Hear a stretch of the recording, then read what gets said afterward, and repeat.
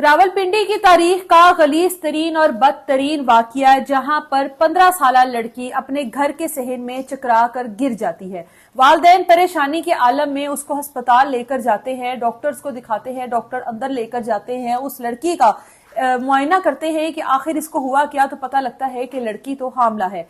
Doctor बाहर निकलते हैं और उसके वालिदैन को बताते हैं कि आपने इतनी कम उम्र में इस लड़की की शादी कर दी, इसकी तो अभी उम्र ही नहीं है शादी वाली, और उसके बाद ये हामला भी है जो कि इसकी सेहत के लिए नहीं बल्कि इसके होने वाले बच्चे की सेहत के लिए भी नुकसानदेह हो सकते हैं। इसके शोहर को बुलाए। वालिदैन हक्का बक्का डॉक्टर का मुंह देख रहे हैं और एक दूसरे का मुंह देख रहे हैं कि 15 साल हमारी बेटी की उम्र है जो कि कभी घर से बाहर नहीं निकली, और डॉक्टर्स बता रहे हैं कि ये हामला हो गई है।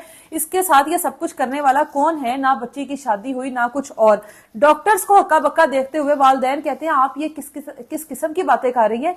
हमारी जो बेटी है उसकी तो शादी नहीं हुई, वो तो कभी घर से बाहर नहीं निकली, तो ये हामला कैसे होगी? आप एक बार दोबारा उसका टेस्ट करें, एक दफा दोबारा उसको चेक करें। ऐसा मुमकिन नहीं है। जिस पे डॉक्टर कहती है कि हम लोगों ने अपनी पूरी तसल्ली की है। इसका मतलब है ये तो फिर पुलिस केस है कि अगर आपकी बेटी की शादी नहीं हुई तो कौन है उसको इस तरह से हमला करने वाला।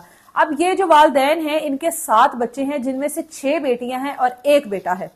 बेटा क्योंकि इकलौता है तो उसकी वजह से बेटा बहुत ज्यादा लाडला है, लाडो में बिगड़ा हुआ जिस तरह की औलाद होती है उस तरह का ये बेटा है। 6 बेटियां हैं।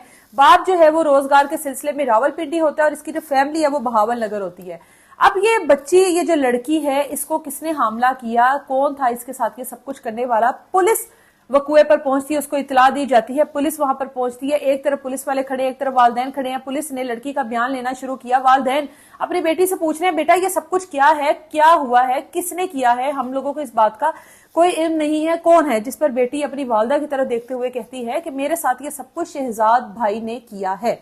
अब ये शहजाद भाई इस लड़की का सगा वो इकलौता भाई है जो कि 6 बहनों का एक भाई है। माँ बाप बेटी को देखते हैं, पुलिस वालों को देखते हैं, डॉक्टर को देखते हैं, हैरान होकर बेटी का चेहरा देख रहे हैं कि बेटी अपने भाई के ऊपर ये क्या बात कर रही है, ये क्या इल्जाम लगा रही है। ऐसा कैसा मुमकिन है कि एक ही माँ बाप की औलाद और भाई जो है वो इस तरह की सफाकियत अपनी बहन के साथ कर रहा है, और अब का नहीं पिछले 4 माह से कर रहा है। 4 माह की हामला निकल आई 15 साल लड़की।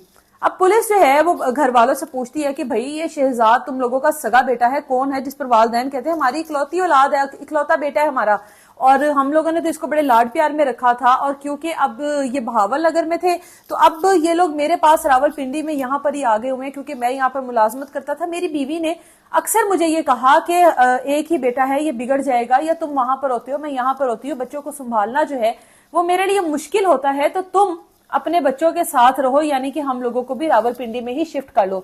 जिस पर मैं एक किराए का घर लेकर रह रहा था और मैं ये तसव्वुर भी नहीं कर सकता कि मेरा बेटा जो है वो ये सब कुछ कर सकता है। पुलिस वाले कहते हैं कि किधर है तुम्हारा बेटा? कहता है कि मैंने तो उसको एक नाई वाली दुकान पर मुलाजिम के तौर पे रखवाया है कि थोड़ा बहुत काम सीखी और घर में हाथ बटाए घर के मामलात में। पुलिस कहती है कि लेकर चलो। अब वहां पर जाते हैं, पुलिस का डाला जाता है और पुलिस जाते ही पूछती है कि कौन है शहजाद, और उसको पकड़ कर पुलिस स्टेशन ले आते हैं। अभी तक उसको नहीं पता कि पुलिस मुझे किस केस में लेकर आई है, या मेरी बहन हामला है, या मेरी बहन चकरा के गिर गई थी, अस्पताल लेकर जाया गया, डॉक्टर्स ने क्या कहा, अभी तक इन तमाम चीजों से लाइल्म है। अब जब पुलिस स्टेशन में जाता है तो पुलिस वाले उससे पूछते हैं, वालिदैन उससे पूछते हैं कि तूने अपनी बहन के साथ क्या किया है, जिस पर वो समझ जाता है, उसको अंदाजा हो जाता है कि मामला जो है वो खुल गए हैं। बताता है कि हाँ मेरे से गलती होगी, माँ बाप के आगे हाथ जोड़ता है और उनको सफाइयां पेश करने की कोशिश करता है कि मेरे से गलती होगी, गुनाह हो गया, मुझे माफ कर दे, इसके बाद मैं नहीं करूंगा। जिस पर वालिदैन, जाहिर है एक तरफ बेटी है जिसके साथ ये बर्बरियत की गई और दूसरी तरफ ये बिगड़ी हुई औलाद है, बिगड़ा हुआ बेटा है। FIR दर्ज होती है इसके वालिद की मदय्यत में, और वालिद कहता है जो कि एक आम मुलजिम की सजा है वही इसको सजा दे। जिस तरह से आप एक आम मुलजिम के साथ ये कार्रवाई इन्वेस्टिगेशन करते हैं, कोई कार्रवाई करते हैं, उसी तरह से आप इसके खिलाफ भी करें।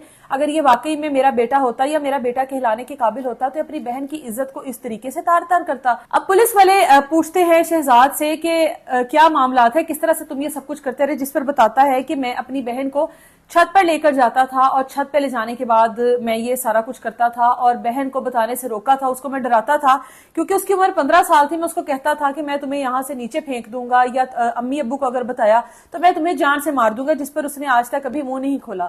لیکن یہ اندازہ نہیں تھا کہ بہن اس طرح سے حاملہ ہو جائے گی اور یہ سب کچھ ہوگا. عموماً اگر اس طرح کے کیسز میں دیکھا جائے، اگر کسی لڑکی کے ساتھ کوئی انجان کوئی اس طرح سے کوئی معاملات ہوتے ہیں اور وہ ان کنڈیشنز کے بعد حاملہ ہو جاتی ہے، تو اس بچے کو اس کنڈیشن میں پیدا کیا جاتا ہے تاکہ اس بچے کا ڈی این اے کرنے کے بعد مکمل طور پر تصدیق کی جا سکے کہ وہ بچہ اگر اللہ نہ کرے کسی کے ساتھ کوئی اجتماعی ہوتی ہے تو اسے پتہ لگ جاتا ہے کہ یہ ڈی این اے کے بعد کہ یہ بچہ کس کا تھا. لیکن یہاں پر تو بہن چیخ چیخ کے کہہ رہی ہے، یہاں پر تو شہزاد اس کا سگا بھائی اس چیز کو ایکسپٹ کر چکا ہے کہ میں نے سب کچھ کیا ہے. بہن دوسری طرف 4 ماہ کی حاملہ ہے اور ان کنڈیشنز میں ظاہر ہے بچے کو ختم بھی نہیں کروایا جا سکتا کیونکہ وہ ایک انسانی جان لینے کے زمرے میں آتا ہے. اب کیا ہوگا اس کیس کا، اس بچے کا کیا ہوگا، کیا یہ بہن اپنے بھائی کے اولاد کو پیدا کرے گی؟ بہرحال ہم لوگ پھر کہتے ہیں کہ ہم لوگوں کے اوپر عذاب کیوں آئے ہیں، قیامت کیوں آئی ہے، اور یہ تمام وہ نشانیاں ہیں جو کہ قیامت کی ہیں. اور پھر ہم لوگ ظاہر ہے ان چیزوں کو ہم لوگوں کو ایکسپٹ کرنا پڑے گا. اور جب کل کو اس طرح کے اوپر ہمارے اوپر اس طرح کے کوئی عذاب آتے ہیں تو ان چیزوں کو سامنے رکھنا چاہیے کہ آخر ہمارے معاشرے میں ہو کیا رہا تھا کہ جس کے رزلٹ میں ہم لوگوں کے ساتھ یہ سب کچھ ہوا اور یہ سب کچھ ہم لوگوں کو دیکھنا پڑا.